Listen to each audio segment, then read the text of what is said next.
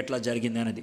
అపోస్తల కార్యములు 17వ అధ్యాయం 16వ వచనం నుంచి, పౌలు ఏథెన్స్లో వారి కొరకు కనిపెట్టుకొని ఉండగా ఆ పట్టణము విగ్రహములతో నిండియుట్టుట చూచినందున. మొట్టమొదట మనం నేర్చుకున్నది ఏంటంటే వాట్ పాల్ సా, పౌలు ఏం చూశాడని. మనందరికీ ఉండేది ఒకే విధమైనటువంటి కళ్ళు. అయితే అందరు మనుషుల కళ్ళు ఒక దాని మీదే ఉండదు. మన మనసు ఎక్కడ ఉంటుందో మన కళ్ళు అక్కడ ఉంటాయి, మన ఆశయాలు ఎక్కడ ఉంటాయో మన కళ్ళు అక్కడ ఉంటాయి. సో అక్కడి నుంచి మనము ముందుకు వెళ్ళాం. ఆ తర్వాత ఏమైంది, ఆ పట్టణము విగ్రహములతో నిండి ఉంటే చూచినందున అతని ఆత్మ పరితాపము పట్టలేకపోయాను. హీ ఫెల్ట్, పౌలు ముందు చూశాడు, హీ సా. రెండోది హీ ఫెల్ట్, తనలో ఒక స్పందన వచ్చింది, తనలో ఆత్మ ప్రేరణ కలిగింది. తాను తట్టుకోలేకపోయాడు, తాను విలవల్లాడిపోయాడు, తాను బాధపడ్డాడు. ఏంటి ఇన్ని విగ్రహాలు ఉన్నాయి, ఏంటి మనుషులు ఇట్లాగ అయిపోయారు, అది తనకున్నటువంటి బాధ. రెండోది అక్కడ చూసాం. తర్వాత 17వ వచనం, కాబట్టి సమాజ మందిరములలో యూదులతోనూ భక్తిపరులైన వారితోనూ ప్రతిదినము సంత వీధుల్లో తన్ను కలుసుకొని వారితోనూ తర్కించుచు వచ్చెను. ఇది ఆయన చేసినటువంటి మూడోది. He reason. మొదటిది హీ సా, ఆయన చూశాడు. రెండోది హీ ఫెల్ట్, తాను తన హృదయంలో బాధపడ్డాడు. మూడోది హీ డిడ్, తాను బాధపడిన దానికి ఏదో ఒకటి చేయాలనుకున్నాడు, చేశాడు. కనబడిన మనుషులతో ఆయన మాట్లాడుతూ మొదలుపెట్టాడు. వాళ్ళు ఎవరైనా సరైనప్పటికీ యూదులకు అర్థమయ్యేటట్లు మాట్లాడాడు, భక్తిపరులకు అర్థమయ్యేటట్లు మాట్లాడాడు, సంత వీధుల్లో తిరిగే వాళ్ళకి అర్థమయ్యేటువంటి పద్ధతిలో మాట్లాడుతూ ఉన్నాడు. అయితే ఎవరితో ఏం చెప్పినా కూడా ఆయన ఒకటే చెప్తూ ఉన్నాడు. అదేంటిది? 18వ వచనం, ఎపిక్యూరులలోను స్తోయికులలోను కొందరి జ్ఞానులు అతనితో వాదించిరి. కొందరు ఈ వదరబోతు చెప్పినది ఏమిటని చెప్పుకొనిరి. అతడు యేసును గూర్చి పునరుద్ధానము గూర్చి ప్రకటించిన కనుక మరికొందరు వీడు అన్యదేవతలను ప్రచురించుచున్నాడని చెప్పుకొనిరి. హీ సెడ్, యేసుక్రీస్తు పునరుద్ధానం గురించి చాలా స్పష్టంగా ఆయన మాట్లాడాడు. కాబట్టి 16, 17, 18 ఈ 3 వచనాల నుంచి మనకి స్పష్టంగా అర్థమయ్యేది ఏంటంటే వాట్ పాల్ వాజ్, పాల్ ఏంటి అనేది అర్థమైంది. పౌలు చూశాడు, బాధను అనుభవించాడు. పౌలు బాధకు తగినట్లుగా ఆయన ఏదన్నా చేద్దామని పూనుకున్నాడు. చివరికి ఆయన యేసు ప్రభు నామాన్ని హెచ్చిస్తూ యేసు ప్రభులో ఉన్నటువంటి ఒక విశిష్టతను, యేసు ప్రభులో ఉన్నటువంటి ప్రత్యేకతను, ప్రపంచ మతాలన్నిటిలో ఒకే ఒక విశిష్టత యేసు ప్రభులో ఉంటుంది. ఆయన చనిపోయి తిరిగి లేచాడు. చనిపోయింది మన పాపాలకి ఆయన క్రయధనంగా, ఆయన తిరిగి లేచింది మనకి నిత్య జీవానికి సూచనగా, రుజువుగా ఆయన తిరిగి లేచాడు. ఇది జరిగినప్పుడు వాళ్ళు ఏం చేశారు? 19వ వచనం, అంతటా వారు అతని వెంట పెట్టుకొని అరియోపగు అను సభ యొద్దకు తీసుకొని పోయి, నీవు చేయుచున్న ఈ నూతన బోధ ఎట్టిదో మేము తెలుసుకొని వచ్చిన కొన్ని క్రొత్త సంగతులు మా చెవులకు వినిపించుచున్నవి గనక వీటి భావమేమో మేము తెలుసుకొని కోరుచున్నామని చెప్పిరి. ఏథెన్స్ వారందరూ అక్కడ నివసించు పరదేశులను ఏదో ఒక క్రొత్త సంగతి చెప్పుటయందును వినుటయందును మాత్రమే తమ కాలము గడుపుచుందురు. పౌలు భక్తుని అరియోపగ అనేటువంటి హాల్కి తీసుకెళ్లారు. అరియోపగ అనేటువంటి హాలు చాలా భయంకరమైందని చెప్పాను. ఎవరైనా తమ యొక్క సిద్ధాంతాలు ప్రతిపాదించినప్పుడు, తన యొక్క ఉద్దేశాలు ప్రతిపాదించినప్పుడు మనుషుల్లో ఎవరికి నచ్చకపోయినా వాళ్ళు గ్రేప్ జ్యూస్ ఇస్తారు, దాంట్లో వాళ్ళు ద్రాక్షారసం కలిపి ఇస్తారు. కాబట్టి వాళ్ళు ద్రాక్షారసంలో తేలు విషం కల్పిస్తారు, కాబట్టి వాళ్ళు చచ్చిపోతారు. ఇక్కడ 4 రకాలైన మనుషులు ఉన్నారని చూసాం. ఎపిక్యూరియన్లు అంటే దేవుడు లేడు, జీవితాన్ని ఆనందించాలి అనే సిద్ధాంతాన్ని నమ్మేవాళ్ళు. రెండోది స్టోయికులు, సమస్తము దేవుడే అని నమ్మేవాళ్ళు. మూడోది యూదులు, యెహోవా ఒక్కడే దేవుడు అని నమ్మేవాళ్ళు. ఆ తర్వాత మిగిలిన ఏదో ఒక కొత్త విషయం నేర్చుకోవాలి అనుకునేటువంటి వాళ్ళు.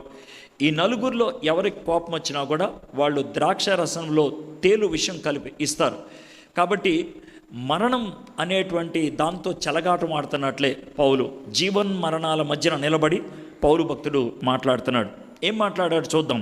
22, 23 పౌలు అరియోపగు మధ్య నిలిచి చెప్పినదేమనగా, ఏథెన్స్ వార్లారా, మీరు సమస్త విషయముల్లో అతి దేవతా భక్తి గలవారై ఉన్నట్లు నాకు కనబడుచున్నది.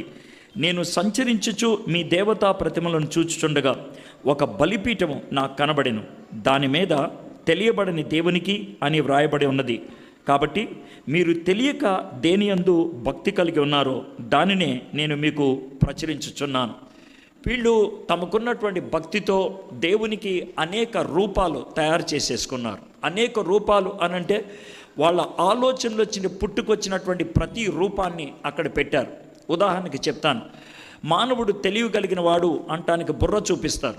కాబట్టి అతి తెలివి కలిగిన వాడైతే ఈ బుర్రకి ఒక 5 ఇటు ఒక 5 ఇటు తగిలిస్తాను, అది ఒక రూపం. మానవుడు శక్తి కలిగిన వాడు అంటానికి చేయి చూపిస్తారు. దేవుడు మహాశక్తి కలిగిన వాడు కదా, ఆయనకు ఇంకో 2 చేతులు తగిలిస్తాను. ఈ విధంగా వాళ్ళు రూపాలు తయారు చేసుకుంటూ వెళ్ళిపోయారు. కొన్నిసార్లు కాంబినేషన్ చేశారు. గుర్రం వేగంగా వెళ్తుంది, నా దేవుడు వేగంగా వెళ్తాడు అంటానికి గుర్రం బ్యాక్ పెడతాను, పైన మనిషిని పెడతాను, అది వాళ్ళ ఆలోచన. సింహం అది చాలా పౌరుషం కలిగింది. చాలామంది రాజకీయ నాయకులను చూపించేటప్పుడు ఆ రాజకీయ నాయకుడికి అటో ఇటు 2 సింహాలు పెడతారు. ఎందుకనంటే వీడి సింహం లాంటోడు అని చెప్పడానికి. అయితే వీళ్ళు అలా చేయలేదు. దేవుణ్ణే సగం సింహం సగం మనిషి పెట్టడానికి ప్రయత్నం చేశారు. ఇలాగా ఎన్ని రూపాలు కావాల్సి వస్తే అన్ని రూపాలు తయారు చేసేసుకున్నారు. అయితే వాళ్ళకి ఎక్కడో ఒక చిన్న అనుమానం వచ్చింది. ఏమో మనకి తెలియని ఒక రూపం ఉందేమో, మనకి తెలియని ఒక దేవుడు ఉన్నాడేమో, వాడికి కూడా ఒక 2 కొబ్బరికాయలు కొట్టేస్తే పోలా, వాడికి కూడా 2 అగరత్తులు తగిలిచ్చేస్తే పోలా, వాడికి కూడా 4 అట్టుపళ్ళు పెట్టేస్తే పోలా అనేసి కింద తెలియబడనటువంటి దేవుడికి అని వాళ్ళు రాసుకున్నారు. మీరు ఒకవేళ కొంతమందితో మీ మిత్రులతో మాట్లాడేటప్పుడు వాళ్ళు చాలా సేఫ్ జోన్కి వెళ్ళేటప్పుడు ఈ మాటలు ఉపయోగిస్తారు. ఏంటి ఆ సేఫ్ జోన్ అంటే, సార్ దేవుడు ఉన్నాడు సార్, ఆయన ఒక శక్తి, ఆ శక్తి ఉన్నాడని నేను నమ్ముతాను సార్, ఆయనకి ఏ రూపం ఇస్తారో మీ ఇష్టం సార్, నేను అన్ని మతాలని ప్రేమిస్తాను సార్, మీతో పాటు చర్చికి వెళ్తాను, మసీదుకి వెళ్తాను, నేను గుడికి కూడా వెళ్తాను అని ఇవన్నీ ఉత్తుత్తులే. మసీదుకి ఎవరిని పడితే అని రానివారు, ఎరగబోతారు. చర్చిలోకి నిన్ను నన్ను ఎవరో ఒకళ్ళు ఎలవ చేస్తారు కానీ మసీదులోకి నేను వెళ్తానంటే ఎవడు ఒప్పుకుంటాడు? అర్థమైందా? కోసి పంపించేస్తారు. ఏది కోస్తారో చెప్తే బాగోదు, అది పరిస్థితి. అర్థమైందా? అంటే పచ్చి భాషలో చెప్పాలంటే ఇది జరిగేది. కాబట్టి ఎవడు పడితే ఆడు వెళ్ళటానికి వీల్లేదు. కానీ వీళ్ళు మాత్రం డైలాగే వేస్తారు, సార్ నేను మసీద్కి వెళ్తాను సార్, నేను చర్చికి వెళ్తాను సార్, నేను మందిరానికి వెళ్తాను సార్ అని. ఇది కరెక్ట్ అయినటువంటి మాట కాదు, అంటే తప్పించుకోవడానికి ఉపయోగించేటువంటి పదం అనమాట. అర్థమైందా? కాబట్టి వీళ్ళు కూడా అలాంటి సేఫ్ జోన్కి వెళ్ళిపోయి, అర్థమైందా, వాళ్ళు ఏమంటారంటే, దేవా నువ్వు ఎవడో తెలియదు కానీ ఈ దీవెనలు నీకే, దేవా నువ్వు ఎవడో తెలియదు కానీ ఈ 2 అరటిపళ్ళు నీకే. ఇది వాళ్ళకు ఉన్నటువంటి భావన. పౌలు భక్తుడు దాన్ని క్యాచ్ చేశాడు. దాన్ని క్యాచ్ చేసి ఆ దేవుణ్ణి మీకు పరిచయం చేస్తాను అని అన్నాడు. సార్ ఇప్పుడు ఈ విషయాలు మాకెందుకు చెప్తున్నారు సార్? ఇంత పెద్ద క్వైర్ పెట్టుకున్నాం, ఇంత పెద్ద చర్చ కొట్టుకున్నాం, బోల్డ్ కానుకలు కూడా ఇస్తాం, మనకు తెలియదు అనుకున్నారు దేవుడు అనేటువంటి భాష మీలో కొంతమంది ఉపయోగించడానికి అవకాశం ఉంది. అయితే ఒకవేళ మిమ్మల్ని ఈ ప్రశ్న అడిగాను అనుకోండి, అందరూ మీరు జవాబు చెప్పలేదు కాబట్టి మీ మనసులోకి ఏ జవాబు వస్తుందో ఆలోచించండి. దేవుడు అనగానే మీ మనసులోకి వచ్చే పదం ఏంటి? దేవుడు అనగానే మీ మనసులోకి వచ్చేటువంటి పదం ఏంటి? ఎక్కువసేపు మాట్లాడొద్దే, వాదించొద్దే, ఒక పదం వస్తుంది. అదేమొస్తుందో ఆలోచించుకోండి. అంటే మీరు దేవుణ్ణి ఆ పదానికి మీరు సరిపుచ్చేశారు. రక్షకుడా, విమోచకుడా, స్వస్థపరిచేవాడా, ప్రేమించేవాడా, క్షమించేవాడా, అవసరతలు తీర్చేవాడా, ఏమొస్తుంది మీ మనసులోకి? దేవుణ్ణి అలాగ మనం కుంచిత భావంతో చూడగలుగుతామా? ఏడబ్ల్యూ టోజర్ అనేటువంటి ఆయన ఏమంటాడంటే, మానవుడు చేసేటువంటి పాపాల్లో అతి భయంకరమైనటువంటి పాపం, మానవుడు చేసేటువంటి పాపాల్లో అతి భయంకరమైనటువంటి పాపం, పాత నిబంధన లెక్కల్లో మొదటి ఆజ్ఞను తృణీకరించడం, కొత్త నిబంధన లెక్కల్లో యేసుక్రీస్తు ప్రభువారు ఇచ్చినటువంటి 2 ఆజ్ఞల్లో మొదటి ఆజ్ఞను పక్కకు పెట్టడానికి ఒకటే ఒక కారణం. దేవుడు ఏది కాదో అది మన మనసుల్లో ఊహించుకుంటే అదే విగ్రహారాధన అన్నాడు. దేవుడు ఏది కాదో దాన్ని మన మనసుల్లో ఊహించుకుంటే అదే విగ్రహారాధన అని అంటూ ఉన్నాడు. మనము దేవుణ్ణి చాలా నేరోగా, సంకుచితంగా చూడటానికి ప్రయత్నం చేస్తున్నామా? దేవుడి గురించి మనకున్నటువంటి అవగాహన, the attitude you have towards God brings out your action. దేవుడి గురించి నీకున్నటువంటి వైఖరి, అవగాహన నీ యొక్క పనులన్నిటిని సూచిస్తాయి. వాట్ యు డూ, నువ్వేం చేస్తున్నావో ఇదంతా దేని మీద ఆధారపడుతుంది అంటే what is your attitude towards God. రెండోది బిలీఫ్, నీ యొక్క నమ్మకాన్ని బట్టి నీ యొక్క బిహేవియర్, ప్రవర్తన ఉంటుంది. నీ యొక్క క్రీడ్, నీ యొక్క సిద్ధాంతాన్ని ఆధారం చేసుకొని నీ క్యారెక్టర్ ఉంటుంది. నీ యొక్క డాక్ట్రిన్, నీ నమ్మకాన్ని ఆధారం చేసుకొని నీ యొక్క డూయింగ్స్ ఉంటాయి, ఏబిసిడి. ఇది ఆయన చెప్పింది. కాబట్టి the essence of idolatry is the entertainment of thoughts about God that are unworthy of him. దేవుడికి ఏదైతే వర్తించదో, దేవుడికి ఏదైతే సరిపోదో అలాంటి తలంపులు కలిగి ఉండటమే విగ్రహారాధన అంటాడు. ఒక మాట చెప్తాను, ఈ దేశంలో కానీ అనేక దేశాల్లో విగ్రహాలను పెట్టుకొని పూజించే వాళ్ళు ఉన్నారు. విగ్రహాల్ని బయట పెట్టుకొని పూజించే వాళ్ళు ఉన్నారు. ఆ విగ్రహాల్ని తీయటం సులభం, ఆ విగ్రహాల్ని గుర్తించటం సులభం.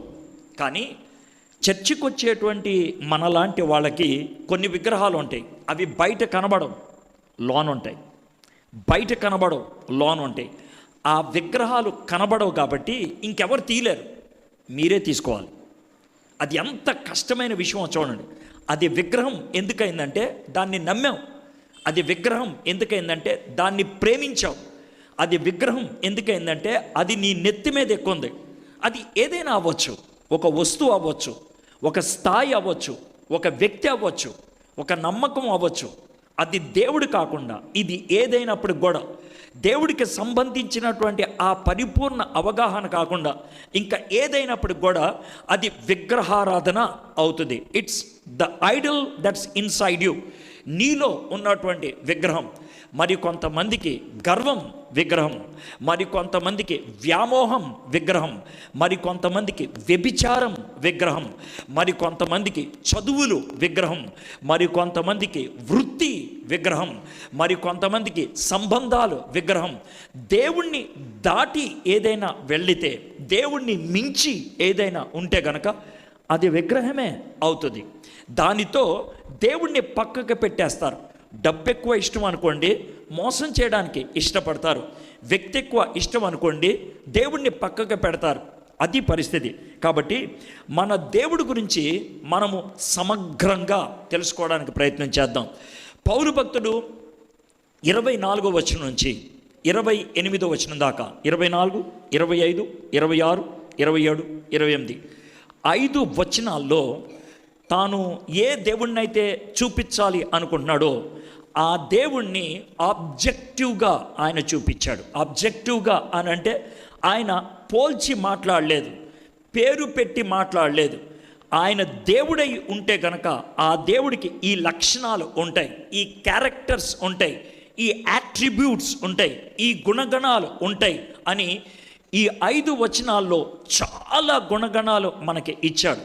ఒక విధంగా చెప్పాలంటే చాలా పెద్ద వర్తమానాన్ని సంక్షిప్తంగా ఇవ్వడానికి ప్రయత్నం చేశాడు. జ్ఞానులు వాళ్ళు, మహాజ్ఞానులు, వాళ్ళకి ఆ వర్తమానం అర్థమైందా? అర్థమైంది, దాంట్లో ఎటువంటి అనుమానం లేదు. అందుకే కొంతమంది నమ్మారు, కొంతమంది తృణీకరించి వెళ్ళిపోయారు. కాబట్టి వాళ్ళకి అర్థం కాలేదని కాదు, మనం అంత జ్ఞానవంతులం కాదు కదా, కాబట్టి బాగా చదివితే కానీ మనకి అర్థం కాదు. దేవుడు అనేటువంటి ప్రశ్న చాలా గొప్పది. ఎందుకనంటే భూమి మీద ఆ ప్రశ్న మనకి సరిపోదని, భూమి మీద మనం కొట్టుకుంటున్నామని ఆ ప్రశ్నని అంతరిక్షంలోకి కూడా తీసుకెళ్లారు. ఆ ప్రశ్నను అంతరిక్షంలోకి కూడా తీసుకెళ్లారు. మొట్టమొదటిసారిగా ఆ ప్రశ్నను అంతరిక్షంలోకి తీసుకెళ్ళినటువంటి వ్యక్తి రష్యన్ కాస్మోనాట్ యూరీ గగారిన్. ఆయన ఏమన్నాడంటే అంతరిక్షంలోకి వెళ్ళి వచ్చిన తర్వాత ఆయన్ని ప్రశ్నించారు. ప్రశ్నించినప్పుడు ఆయన ఇచ్చినటువంటి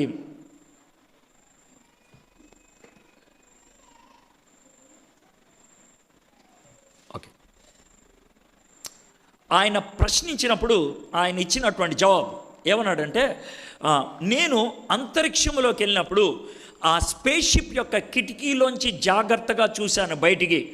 దేవుడు ఎక్కడైనా కనబడతాడేమో, దేవుని దూతలు ఏమన్నా కనబడతాయేమో అని. నాకు దేవుడు కనబడలేదు, దేవుని దూతలు కనబడలేదు, పరలోకము నాకు కనబడలేదు, పరలోకపు సంబంధమైన విషయాలు నాకేమీ కనబడలేదు. కాబట్టి నేను ఈ మాట చెప్తాను, దేవుడు లేడు.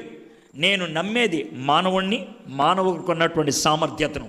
యూరీ గగారిన్ భూమి మీద కొట్టుకునేటువంటి ప్రశ్నను అంతరిక్షంలోకి తీసుకెళ్ళి దేవుడు లేడు అని స్పష్టంగా చెప్పేసి వచ్చాడు. యూరీ గగారిన్ అంతరిక్షంలోకి వెళ్ళి వచ్చాడు.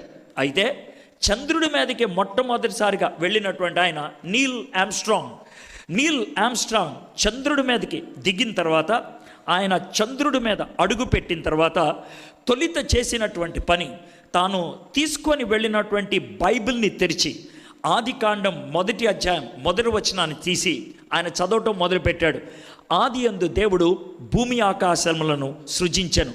తొలిసారిగా ఒక మానవుడు ఉదయిస్తున్నటువంటి భూమిని చూశాడు. మీకు అర్థమవుతుందో లేదో, తొలిసారి మానవుడు ఉదయిస్తున్న భూమిని చూశాడు. మనము చంద్రుడు ఉదయిస్తాం చూస్తాం, సూర్యుడు ఉదయిస్తాం చూస్తాం. ఇప్పుడు చంద్రుడి మీద ఉన్నటువంటి మానవుడు భూమి ఉదయిస్తాం చూశాడు. మీకు అర్థమైందా ఇప్పటికైనా? భూమి గుండ్రముగా నీలి రంగు బాల్. మనకి చంద్రుడు తెల్లగా కనబడతాడు కదా, భూమి బ్లూ రంగులో కనబడింది ఆయనకి. బ్లూగా ఉన్నటువంటి భూమి అలా పైకి వస్తుంటే ఆయన చూశాడు. చూసి ఆ భూమిని చూసి ఆయన అన్నటువంటి మాట, ఆది యందు దేవుడు భూమి ఆకాశములను సృజించెను అనేటువంటి మాట. ఆయన ఆ విధంగా దేవుణ్ణి ఆరాధించి స్తుతించాడు. భూమి మీద ఉన్నటువంటి వాళ్ళు ఆ మాటలు విన్నారు. చంద్రుడి మీద ఉండి ఆయన దేవుణ్ణి ఆరాధించాడు.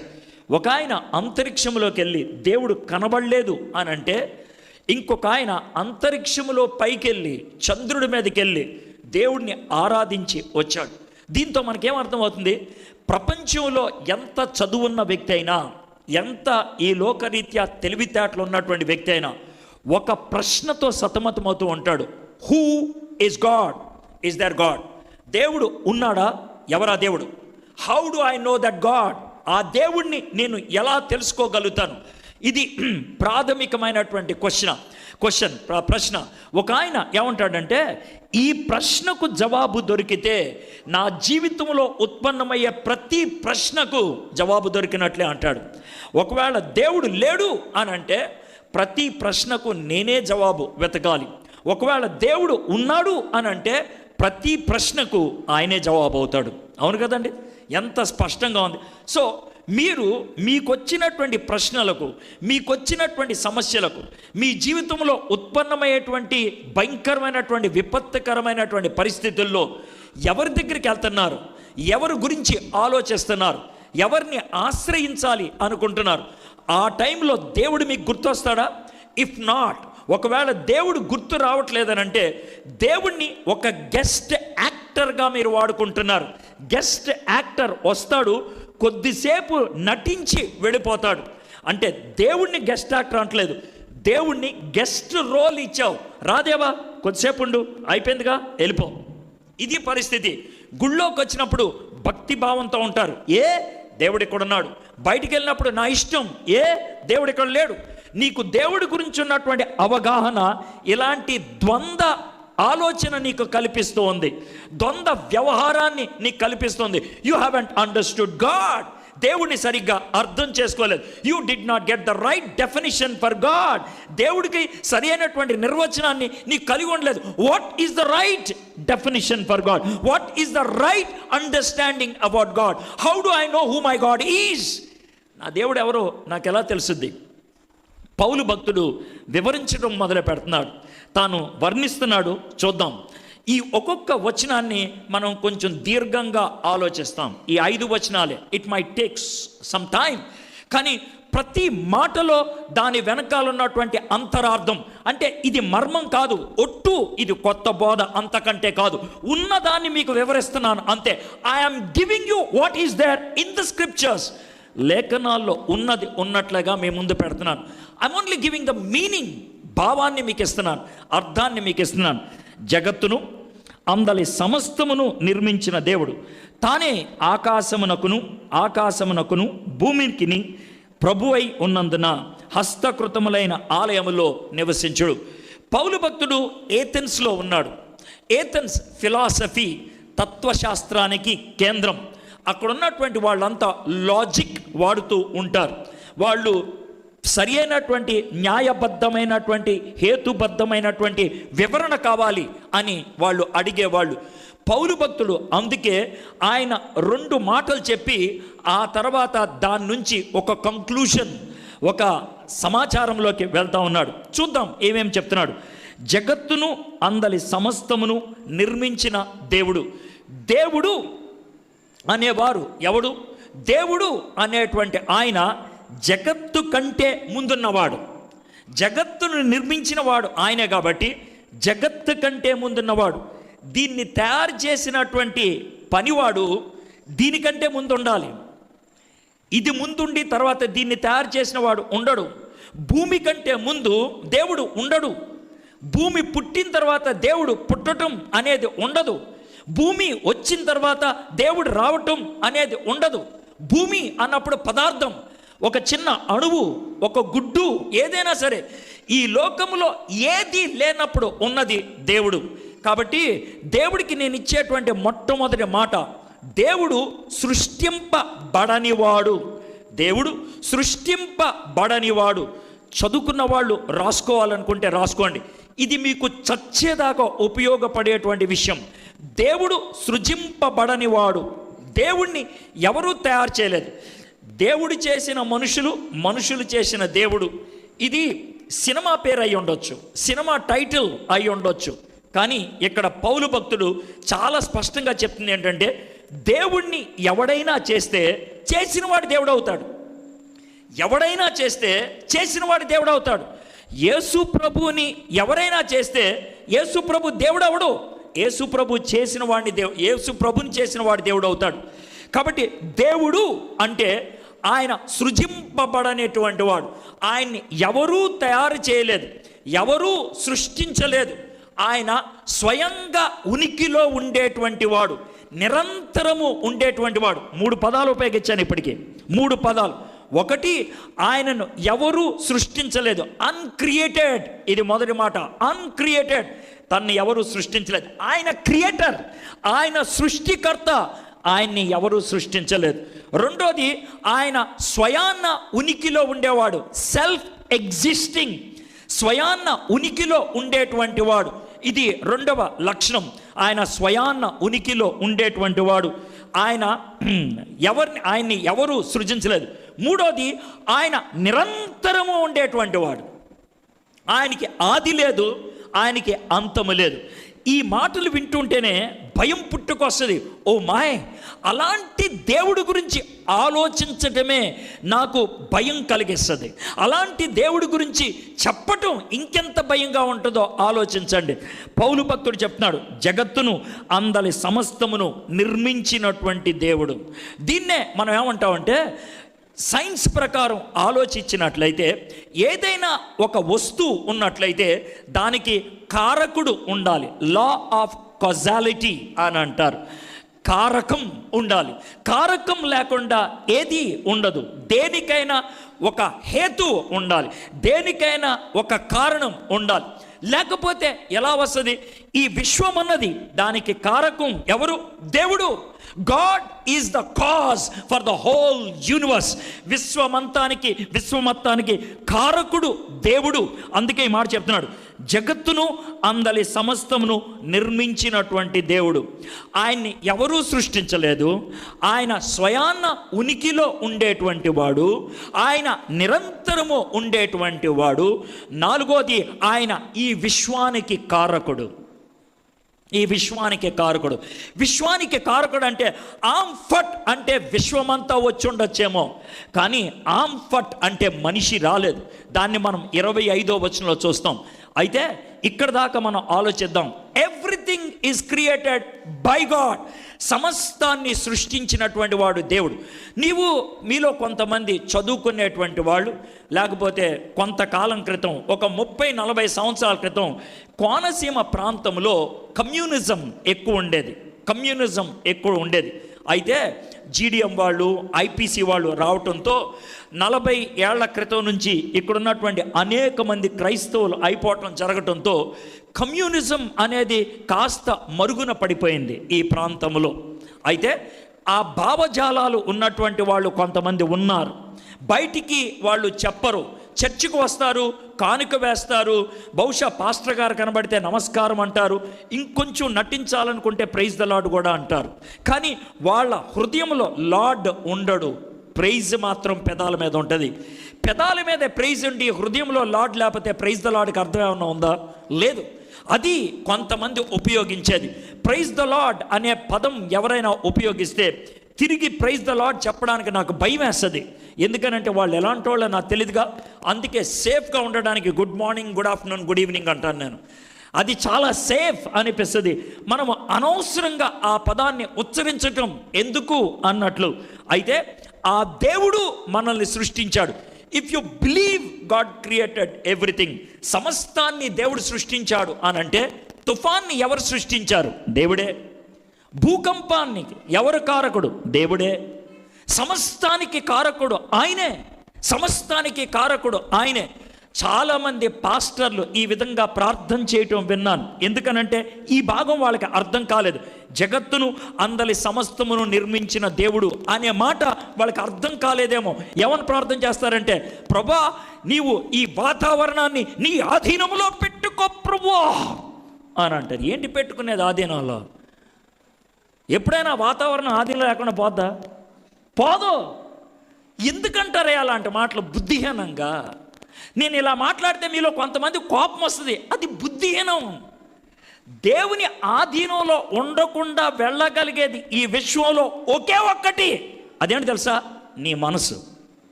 మనసు. అది తప్పించి సమస్తం కూడా దేవుని యొక్క అధీనంలోనే ఉంటాయి. దేవుని అధీనము దాటి ఒక్క మెట్టు బయటికి వెళ్ళలేదు. ఎందుకంటే గాడ్ కంట్రోల్స్ ఎవ్రీథింగ్. దేవుడు నియంత్రించేటువంటి వాడు, దేవుడు నడిపించేటువంటి వాడు. ఐజాక్ న్యూటన్ని అడిగారు, సార్ దేవుడున్నాడా అని అడిగితే ఆయన ఏమన్నాడు తెలుసా? విశ్వాన్ని చూస్తే నాకు అర్థమవుతుంది దేవుడున్నాడని, చాలదా నాకు అన్నాడు. ఇల్లింగ్వర్త్ అనేటువంటి తన మిత్రుడు చాలాసార్లు విసిగించాడు, అరే దేవుడిని చూపిరా నాకని. ఒక దినాన్న ఐజాక్ న్యూటన్ ఒక గ్లోబ్ తీసుకొచ్చి తన బల్ల మీద పెట్టాడు. అందమైనటువంటి గ్లోబ్, ప్రపంచం అంతా ఉంటుందే గ్లోబ్ తీసుకొచ్చి పెట్టాడు. తన మిత్రుడు వచ్చి మాట్లాడుతూ ఉంటే ఐజాక్ న్యూటన్ పట్టించుకోకుండా ఉంటే ఐజాక్ న్యూటన్ని అడిగాడంట, ఐజాక్ ఈ గ్లోబ్ ఎక్కడిది అని అన్నాడంట. ఏ గ్లోబు అన్నాడంటే, కనబడట్లేదా గ్లోబు? ఓహో ఇదా అని పైకి చూస్తున్నాడంట. ఏంటి ఆ పైకి చూస్తున్నావు అంటే, ఏమో నాకు తెలియదు, పైనుంచి ఏమన్నా ఊడిపడిందేమో అని ఏమన్నా చూస్తున్నాను పైకి అన్నాడు. నీకు చదువుకొని పిచ్చెక్కినట్లుందా, బుర్రపోయినట్లుంది, ఎలాగొస్తుందా పైనుంచి ఊడిపడుతుంది ఆ గ్లోబ్? ఈ గ్లోబ్ తయారు చేయడానికి ఒక కార్పెంటర్ కావాలి, ఈ గ్లోబ్ ఈ రూపం రావడానికి ఒక పెయింటర్ కావాలి, ఈ గ్లోబ్ ఈ రూపంలోకి రావడానికి జాగ్రఫీ తెలిసినటువంటి ఒక వ్యక్తి రావాలి, ఈ గ్లోబ్ తయారు చేయడానికి ఇంగ్లీష్ వచ్చి దేశం పేర్లు తెలిసినటువంటి ఒకడు కావాలి. ఇవన్నీ ఉంటేనే కదా ఈ గ్లోబ్ ఉండేదనంటే, అప్పుడు ఐజాక్ న్యూటన్ అన్నాడంట, ప్రాణం లేనటువంటి ఈ గ్లోబ్ రావాలంటే ఎంతమంది ఉండాలన్నావు? ప్రాణం ఉన్నటువంటి ఈ భూమికి దేవుడు అవసరం లేదా? ఐజాక్ న్యూటన్ ఆ విధంగా చెప్తా ఉన్నాడు. మై ఫ్రెండ్స్, మనకి కొన్నిసార్లు కనబడనివి ఉన్నవని అర్థమవుతాయి. మీరు సముద్ర తీరాన నడుచుకుంటూ వెళ్తున్నారు. సముద్ర తీరాన్న ఎక్కడైనా సరే ఈ ఇసుక ఈ సముద్ర కెరటాలకి అవి వరుసలుగా ఉంటాయి, అద్భుతంగా ఉంటుంది చూడటానికి. అలా నడుచుకుంటూ వెళ్తున్నారు. అయితే కొంచెం దూరం వెళ్ళిన తర్వాత ఒకటి కనబడింది. ఏంటి అని అంటే, ఇసుకంతా కూడా ఇలా పైకి లేపి దాని మీద 2 పువ్వులుండి దాంట్లో చుట్టూ కూడా ఇసుకని ఒక గోడలాగా పెట్టి ఒక చిన్న గుడిసె లాంటిది, చిన్నది ఇసుకతో తయారు చేసినటువంటి గుడిసె కనబడింది. అది చూడంగానే మీకేమర్థమవుద్ది? ఏమర్థమవుద్ది? ఎవరో వచ్చి ఇక్కడ ఆడుకున్నారు, అర్థమవుద్ది కదా. ఆ గుడిసెలో మట్టితో చేసిన, ఇసుకతో చేసిన ఎంత చిన్న గుడిసెలో మనుషులు ఉంటారా? ఉండరు. అడ్డగాడిద లాంటి నాలువంటాడు ఆడుకుంటాడు, అలాగా ఆడుకోడు. చాలా స్పష్టంగా అర్థమయ్యేది ఏంటంటే, ఒక చిన్నపిల్లోడు ఎవడో వచ్చాడు, వాడు ఆడుకుంటున్నాడు. విపరీతమైన తెలివిగల వాళ్ళైతే ఇంకోటి కూడా చేయగలుగుతారు. ఏంటనంటే, కాలు ఇలా పెట్టి ఇసుక పైన నుంచి కొడతారు కాబట్టి కాలు తీస్తే అది గుమ్మం అవుతుంది. కాలు ఎంత ఉందో దాన్ని బట్టి అర్థమవుతుంది ఎంత పెద్దోడు ఆ గుడిసె కట్టాడు కదా. Simple simple. వాడు నీకు కనబడకపోవచ్చు, వాడు నీకు తెలియకపోవచ్చు, కానీ నీకు తెలుసు అక్కడ ఎవడో ఒక బాబు ఉన్నాడని. అడవిలో నడుచుకుంటూ వెళ్తున్నావు, ఎక్కడ పడితే అక్కడ కొమ్మలు కింద పడిపోయి ఉంటాయి. అప్పుడు మీకేమనిపించదు. అలాగ వెళ్తున్నప్పుడు ఒక చెట్టు కింద అన్ని కర్రలు అలాగా దగ్గరికి పరిచి దాన్ని ఒక తాడుతో కట్టుంది. ఏమర్థమవుతుంది? ఎవరో వచ్చారు, కట్టెలు సమకూర్చుకున్నారు. ఎందుకు? ఆడుకోవడానికా? ఎవడు చెప్పాడు నీకు? అక్కడ ఏమైనా రాసి పెట్టారా? ఈ కట్టెలు పొయ్యిలో పెట్టడానికి అని పెట్టారా? పెట్టలేదుగా. నీకు ఎలా? దాన్నే ఇంగిత జ్ఞానం అంటారు, కామన్ సెన్స్, ఇంగిత జ్ఞానం. కాబట్టి అది చూసినప్పుడు దీని వెనకాల ఒక కారకం ఉండాలి, దీనికి ఒక ఉద్దేశం ఉండాలి. సముద్ర తీరాన ఉన్నటువంటి ఆ గుడిసె ఆడుకోవడానికి, అడవిలో ఉన్నటువంటి ఆ కట్టెలు పేర్చి పెట్టింది ఇంట్లో వంట వండుకోవడానికి.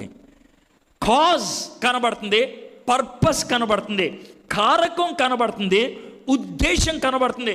విశ్వాన్ని చూస్తే కారకుడైన దేవుడు జ్ఞాపకంలోకి వస్తాడు, ఉద్దేశం కూడా కనబడుతుంది. జాగ్రత్తగా ఆలోచిస్తే ఎంత బ్యూటిఫుల్. ఇప్పుడు దాకా ఉపయోగించిన పదాలు ఎన్ని? జగత్తును, అందలి సమస్తమును నిర్మించినటువంటి దేవుడు. ఇవే 4 మాటలు మనం చూసాం. Only 4 words. ఎన్ని లక్షణాలు దాంట్లోంచి బయటకు వచ్చినాయో చూడండి. సృష్టింపబడని వాడు దేవుడు, నిరంతరము ఉనికిలో ఉండేవాడు దేవుడు, తనంతట తాను ఉనికిలో ఉండేవాడు దేవుడు, సమస్తానికి కారకుడు దేవుడు. సో మెనీ చాలా. ఇంకేమన్నాడు? తానే ఆకాశమునకును భూమికిని ప్రభువై ఉన్నందున. ప్రభువు అన్న మాటకి అర్థం ఏంటి? ప్రభువు అన్న మాటకి మన రాష్ట్రానికి ముఖ్యమంత్రి జగన్మోహన్ రెడ్డి, మన దేశానికి ప్రధానమంత్రి నరేంద్ర మోడీ. అయితే ప్రశ్న, జగన్మోహన్ రెడ్డిని ముఖ్యమంత్రి చేసింది ఎవరు? ప్రజలు. ఇది ప్రజావాణి. ఇంకో వాణి ఏమైనా ఉందేమో చూద్దాం. రాజకీయ వాణి ఏమైనా ఉందా? రాజకీయ వాణి, అది ప్రజావాణి. ప్రజలు చేశారు జగన్మోహన్ రెడ్డిని. నేను చెప్తాను, రాజకీయ వాణితో జగన్మోహన్ రెడ్డిని ముఖ్యమంత్రి చేసింది గవర్నర్. అవునా కదా?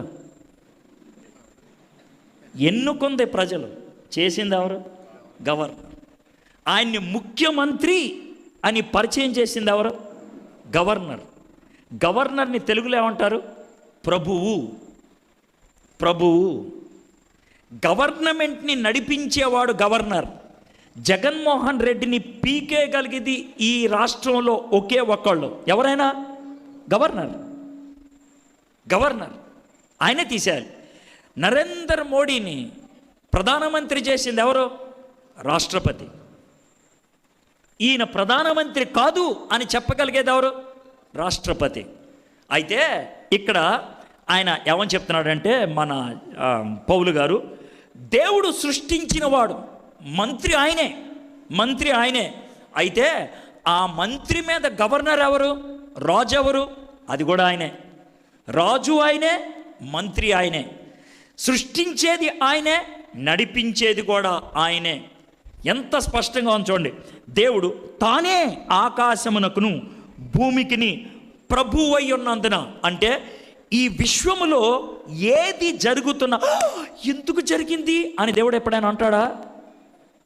అండవు. దేవుడికి ఎప్పుడైనా న్యూస్ వెళ్తుందా? వెళ్ళదు. దేవుడికి ఎప్పుడైనా బ్రేకింగ్ న్యూస్ అనేది ఉంటుందా? ఉండదు.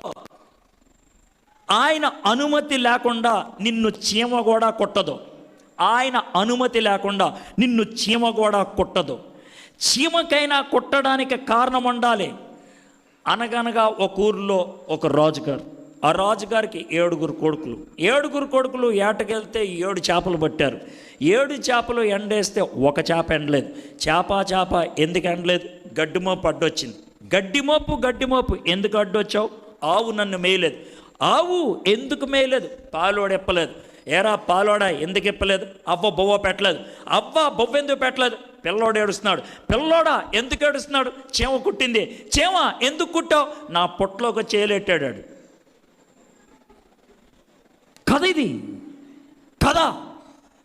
మీరు కథగా వినేసి నవ్వేసుకున్నారు. కానీ దాంట్లో గొప్ప సత్యం అన్నది, దేనికైనా సరే కారకం ఉంటుంది. దేనికైనా సరే కారకం ఉంటుంది. కారకం లేకుండా, కాజ్ లేకుండా ఏమీ జరగదు. అయితే ఇక్కడ పౌలు భక్తుడు ఏమని చెప్తున్నారు తెలుసా? The ultimate cause is God. Corona ఎలా వచ్చింది? ఎలా వస్తే నాకే? దేవుడు అనుమతిస్తే వచ్చింది. కరోనా వచ్చిందంటే దేవుడు బుర్రగొక్కడు, అయ్యో ఇది వెళ్ళిపోయింది నాకు తెలియదే అనుకోడాయన. దేవుని అనుమతి లేకుండా, దేవుని ఉద్దేశం లేకుండా, దేవుని సంకల్పం లేకుండా, దేవుడి ఆలోచన లేకుండా నీకు జబ్బు కూడా రాదు. పౌలు భక్తుడికి జబ్బు ఉన్నది. దేవుడు దాని వెనకాల ఉద్దేశం చెప్తున్నాడు, ఇది ఉంటో నీకు మంచిది, it is good for you. ఇది కనుక మనం గుర్తిస్తే, if you recognise that God is the governor of the whole universe, విశ్వానికి ఆయనే ప్రభువు అన్నప్పుడు ఎంత గంభీరంగా ఉంటాం, ఎంత ధైర్యంగా ఉంటాం. ఐజాక్ న్యూటన్ని ఒకసారి అడిగారంట, సరే ఐజాక్ న్యూటన్ దేవుడు ఉన్నాడని చెప్తున్నావు, శాస్త్రీయంగా దేవుడు ఉన్నాడు అంటానికి ఒక రుజువు ఇస్తావా అని అంటే, ఐజాక్ న్యూటన్ ఈ మాట అన్నాడు, మానవుడు తయారు చేసింది కదిలేది ఏదైనా, మానవుడు కదిలేది ఏది తయారు చేసినా, కదిలేదంటే సైకిల్ కదిలేది, ఎడ్లు బండి కదిలేది, గుర్రబండి కదిలేది, రిక్షా కదిలేది, కార్ కదిలేది, స్కూటర్ కదిలేది, మోటార్ బైక్ కదిలేది, బస్ కదిలేది, వాడ కదిలేది, షిప్ కదిలేది, ఏరోప్లేన్ కదిలేది, హెలికాప్టర్ కదిలేది, స్పేస్ షిప్ కదిలేది, సబ్మెరీన్ కదిలేది. ప్రపంచంలో మానవుడు కదిలేది ఏది తయారు చేసినా దానికి యాక్సిడెంట్ అయింది. దేవుడు కదిలేది ఒకటి చేశాడు, దానికి ఇప్పటిదాకా యాక్సిడెంట్ అవ్వలేదు. ఏంటది కదిలేది? మన భూమి కదులుతుందా? కదులుతుంది. యాక్సిడెంట్ అయింది ఎప్పుడైనా? అవలా, ఇప్పటిదాకా అవ్వలేదు. బస్సుకి యాక్సిడెంట్ అయితే బస్సులో ఉన్న వాళ్ళు చచ్చిపోతారు. కారుకి యాక్సిడెంట్ అయితే కారులో ఉన్న వాళ్ళకి దెబ్బలు అవుతాయి. స్కూటర్కి యాక్సిడెంట్ అయితే స్కూటర్ మీద ఉన్నటువంటి వాళ్ళకి గాయాలు అవుతాయి. భూమికి యాక్సిడెంట్ అయితే భూప్రపంచమంతటికి గాయం తగులుతుంది. ఇప్పటిదాకా తగల. రైలు బండి పట్టాల మీదకి వెళ్ళాల్సింది, పట్టాలు తప్పితే యాక్సిడెంట్ అవుద్ది. కంటికి కనబడని పట్టాలు వేశాడు దేవుడు. ఆ పట్టాల మీద భూమి తిరుగుతుంది. ఇప్పుడు దాకా అది పడిపోలేదు.